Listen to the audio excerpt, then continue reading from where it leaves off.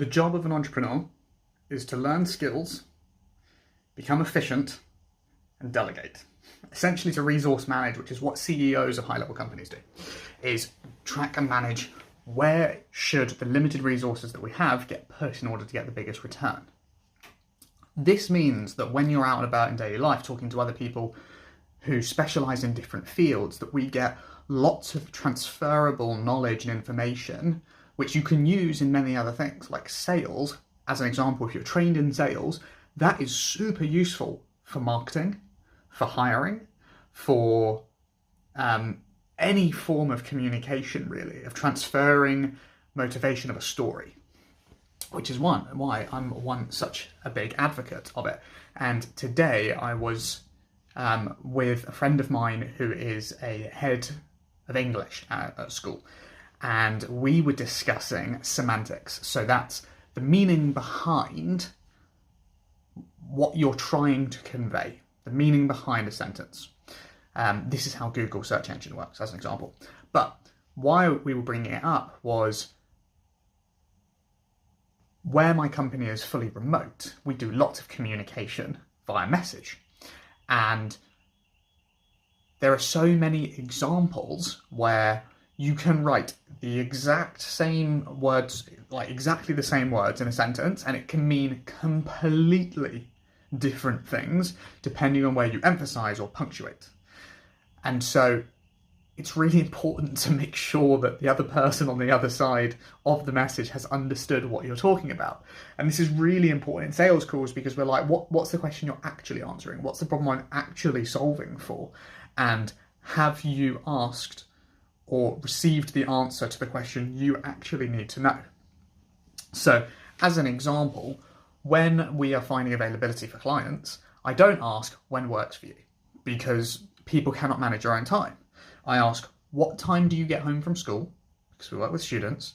And once you are home, do you leave the house again? If so, what time do you leave? Not what time does your activity start? What time do you actually have to leave? That takes into account travel time, all that sort of stuff. And what generally happens is people have way more time than they think they do. So this question is far more useful for the outcome I'm looking for.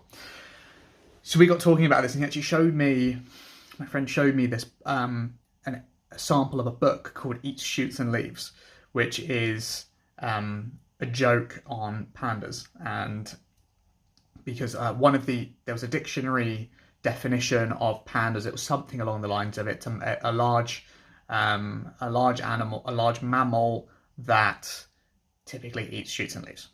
And there was another dictionary that printed exactly the same thing but put a comma after eats. So the sentence has gone from a large mammal that eats shoots and leaves, which is what they do, to a large mammal who eats shoots and leaves and heads out the door. Very different meaning. And he showed me an extract of this book, which has lots of examples of things like this, where there was a love letter from a man to a woman, and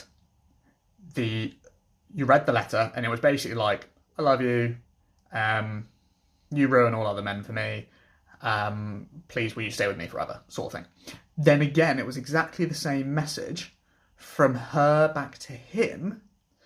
Not a single word had been moved, but the sentence had been shifted by like one word. So, like the end of the first sentence, like finished with her name, and actually that it stopped there. It didn't give her first name, her name, and that was the start of the next one. And the punctuation has moved. So all of the words are in exactly the same place, but the punctuation has now moved. And all of a sudden, it goes from a love letter to saying, please will you stay with me, to I hate you, you've ruined me, let me go. Even though it's exactly the same words, and it's so fascinating. So that's kind of the point of this today, is to talk about the meaning behind what you're trying to do is super important, whether that be in messages to do with marketing, whether it be to do with sales or your SOPs or anything like that, or even where to put your time in the first place. it's so easy, especially as an entrepreneur, to get bogged down because everyone has a to-do list that's 100 items long. And yes, all of them should be done and it would make the business better. But which ones actually move the needle and what fires actually cause problems? That's about resource allocation. And in order for you to focus on the most important ones, you do have to let the ones that don't matter flame, burn down, do whatever, right?